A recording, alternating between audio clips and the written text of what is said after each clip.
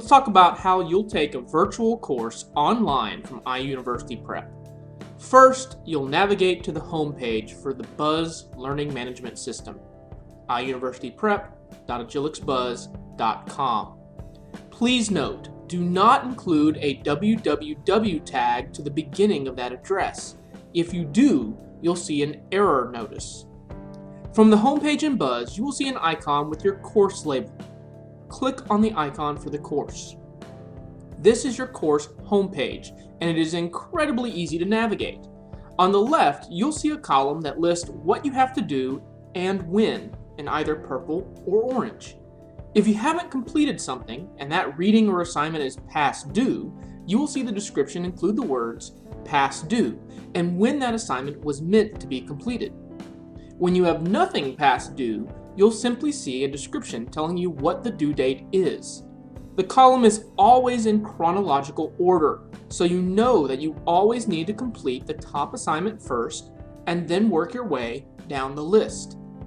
Clicking on any assignment or reading will open it up, but we'll get to that in a moment.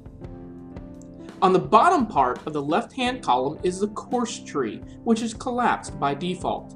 Clicking on it will expand the course tree and show you every lesson and assessment in the course. The lessons, called pods, are divided up between information and assessments. You can move between pods in one of three ways. First, by clicking on them in the left-hand column where you can see which pods are due. Second, in the course tree. Third, by clicking the navigation arrows on the top right. Let's take a look at both kinds of pods. Within an information pod, you'll notice a page index that allows you to move between pages, just like in a book. You may also notice embedded assessments or activities, which are included to allow you to test yourself. These are not for a grade. After the final page, you'll need to click Mark this activity complete on the bottom right in order to proceed to the next pod. You'll know you've been successful if a green check mark appears next to the recently finished pod in the course tree, and the pod disappears from the list of things due at the top of the left-hand column. When taking on an assessment pod, you'll notice that you're given a set of instructions first. Read them carefully because they'll often give you tips on how to be successful. If you're taking a multiple choice or short answer assessment, when you're ready, click Start on the bottom right. When you're done, click Submit and confirm the submission. Some assessments demand that you turn in a multimedia assignment, a research paper, or a PowerPoint. Instead of a Start button, you'll see a button on these assessments saying Show Dropbox.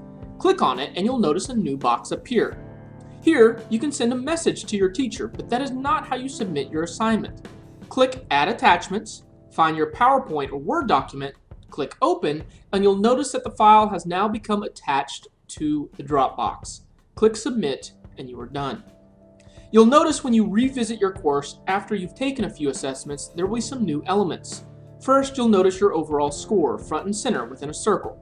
Second, you'll see a list of notations telling you when your assignment was graded and what the grade was. It is important that you know that your teacher will make comments on your grades and suggest how you can do better. You can see those comments by clicking the three bars icon on the top left from your course home, and from there, click Performance. The link in purple, Grades, will show you every grade for the course. From here, you can click on a graded item and you will see how your teacher has commented.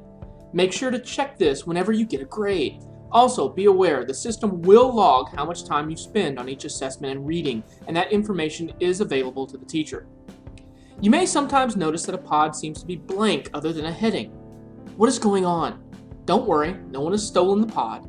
It's just taking your system some time to load. Wait for a few minutes and the pod information will appear. You may also have trouble with the embedded audio of each pod. If you don't see an option to play the audio within the pod, click on the key lock icon next to the audio, and then, in the new page that appears, click on the hyperlinked audio file. This will open up that file in a new tab of your browser. Finally, speaking of browsers, everyone's system is unique and reacts to coursework and software in a unique way. If you are having issues, contact your teacher, but before you do, always try the following troubleshooting tips. First, try opening the course in a different browser. Firefox, Internet Explorer, or Edge, and Chrome are usually the most reliable. If it doesn't work in one, try it in the other. This will solve about 90% of issues. Second, restart your computer. Yet another simple tip that fixes many issues. Third, and finally, try opening the course on a different computer. If that doesn't work, at the very least, we know that the issue is not limited to a single system. Speaking of communication, let's talk about how you get a hold of your teacher. If you click the 3 bars icon on the top left, you'll notice a communicate option.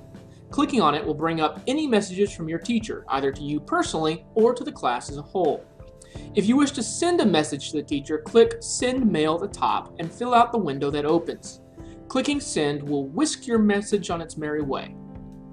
I hope this little orientation has helped you get acclimated to the world of virtual education available to you at iUniversity Prep.